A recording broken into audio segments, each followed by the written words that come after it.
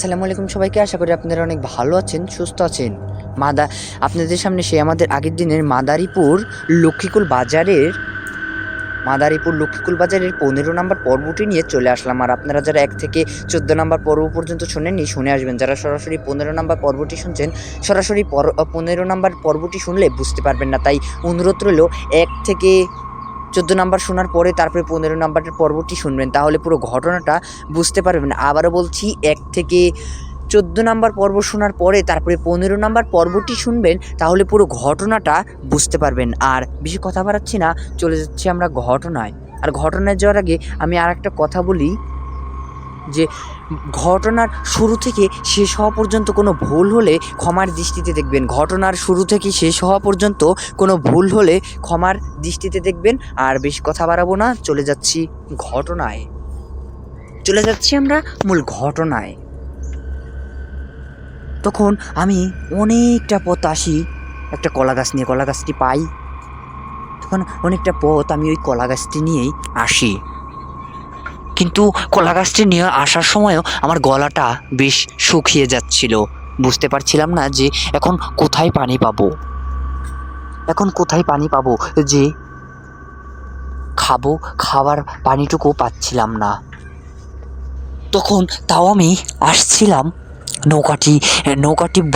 নৌকাটি আসছিল না। সরি, আমার ভুল হয়েছে, নৌকাটি তাও আসছিল না। মনে হচ্ছে যে নৌকাটি হয়তো আর আসবে না, কারণ এতক্ষণ লাগে না তো একটি নৌকা আসতে। তখন আমি ওই জিনিসটা নিয়ে, মানে ওই কলা গাছটি নিয়েই আগাতে থাকি। পারছিলাম না আর কলা গাছটি নিয়ে আসতে।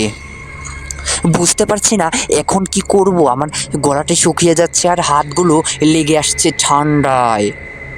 পানি যতই গরম, মানে পানির মধ্যে থাকা কিন্তু অনেকটা কষ্টের।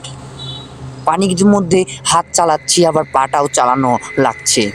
বুঝতে পারছি না যে এভাবে কতক্ষণ যাইতে হবে আমার।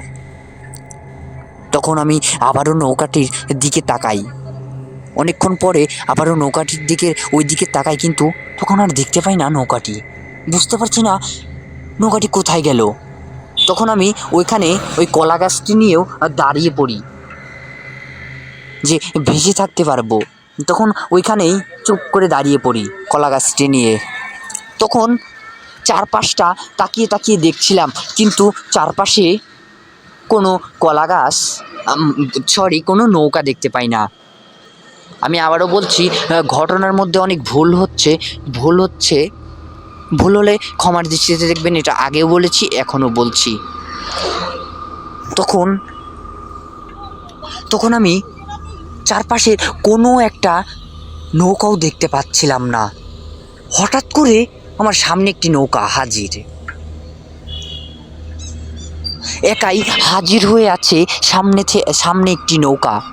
বুঝতে পারছি না যে এই নৌকাটি কোথা থেকে আসলো, কিন্তু নৌকার কোনো মাঝি কিংবা কেউই নেই। ফাঁকা একটি নৌকা, ছোট্ট নৌকা, বেশি বড় না আর বেশি ছোটও না। 3 জন থেকে 4 জন যাইতে পারবে ওই নৌকাটিতে। 3 থেকে 4 জন যাইতে পারবে। এরপরে আমি ভাবলাম যে যাক, ভালোই হলো, একটি নৌকাও পেয়ে গেলাম। তখন আমি নৌকাটিতে যখন উঠতে পারি না, অনেক কষ্ট হচ্ছিল উঠতে গিয়ে। আর নৌকাটি যখন আমি ধরতে যাই, আর ধরতেও পারছিলাম না ভালোভাবে, পিছলে যাচ্ছিল হাতটা একদম পিছলে যাচ্ছিল। বুঝতে পারছি না যে হাত কেন পিছলে যাচ্ছে। হাতে তো হয়তো পানি আছে, এই কারণেই। অনেক কষ্টের পরে নৌকাটিতে উঠলাম আমি। উঠে তখন চালাবো কি দিয়ে তখন চালানোর একটা লাঠিও পাচ্ছিলাম না। তখন দেখি যে নৌকার অন্য পাশে একটি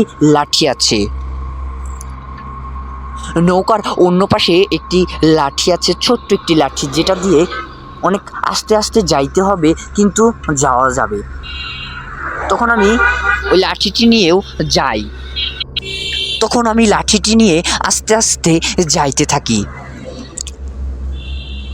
একটু যাইতে যাইতে একটা জঙ্গল দেখি আমি। জঙ্গলটি নদীটির সাইডেই। জঙ্গলটি দেখে মনে করি এখানেই আজকের মতন আমি আশ্রয় নিয়ে থাকতে পারবো। তখন আমি জঙ্গলে ঢুকে যাই। গভীর জঙ্গল, অনেক চুপচাপ জঙ্গলটি। কোনো সারা শব্দ, একটা পাখি কিংবা একটা পোকামাকড়ের কোনো আওয়াজ নেই। বুঝতে পারছি না যে এই জঙ্গলটা এত নিশ্চুপ কেন, কারণ একটা এলাকার মধ্যে কিন্তু সারা শব্দ হয়, একটা পাখি কিংবা একটা মানে পোকামাকড়ের, কিন্তু জঙ্গলের মধ্যে তো সব কিছু থাকে কিন্তু আওয়াজ পাচ্ছি না। তখন শেয়াল ডাকছে হুক্কা হুয়া করে। আস্তে আস্তে শেয়ালের আওয়াজ আসছে। বুঝতে পারছি না যে শেয়াল এখন আবার যদি কিছু চারপাশ দিয়ে ঘিরে ধরে। মনে করলাম যে হয়তো শেয়ালও ঘিরে নাও ধরতে পারে। তখন আমি ওভাবেই চলে যাই। তখন আমি যখন নৌকার দিকে তাকাই যে একটা নৌকা আসছিল, দেখি এখন আসছে নাকি, তখন দেখি যে নৌকাটি ওখানে নেই। বুঝতে পারছি না যে তখন আমি কি করব, যে নৌকাটিও আবার কোথায় উধাও হয়ে গেল, ভয় লাগছিল। তখন আমি একটা দেখতে পাই, নৌকা, ওটা নিয়েই চলে যাই। সামনে দেখতে পাই একটা জঙ্গল, জঙ্গলের মধ্যে ঢুকে যাই। আর তখন এরপরে মনে করি এই জঙ্গলে আজকে রাতটা কাটিয়ে নেই। খাবার দাবার লাগবে না আমার, শুধু রাতটা কাটাইতে পারলেই হবে। তখন আমি জঙ্গলের পাশে একটা গাছের সাথে নৌকাটি উঠিয়ে রাখি, মানে বেঁধে রাখি। একটা দড়িও ছিল নৌকাটির সাথে, বেঁধে রেখে আমি জঙ্গলের মধ্যে পা রাখি। কিন্তু জঙ্গলটা একদম চুপচাপ ছিল, কোনো কথাবার্তা ছিল না। কোনো কথাবার্তা বলতে কোনো একটা পোকামাকড়ের আওয়াজ ছিল না সেখানে। এরপরে আমি শুনতে পাই শিয়ালের আওয়াজ, হুক্কা হুয়া কেমন যেন ডাকছিল। বুঝতে পারছি না যে এখানে থাকলে আমার কতটা সুবিধের। তখন নিজের সাহস রেখে নিজের মনে একটা সাহস রেখে যাই। এরপরে আমি একটু যাওয়ার পরে একটা ভালো একটা স্থান পাই। ভালো একটা স্থান বলতে একটা গাছতলায়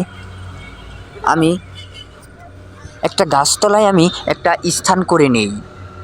মনে করলাম যে এখানে থাকলেই আমার একটু ভালো হবে। তখন সেখানেই আমি থাকি।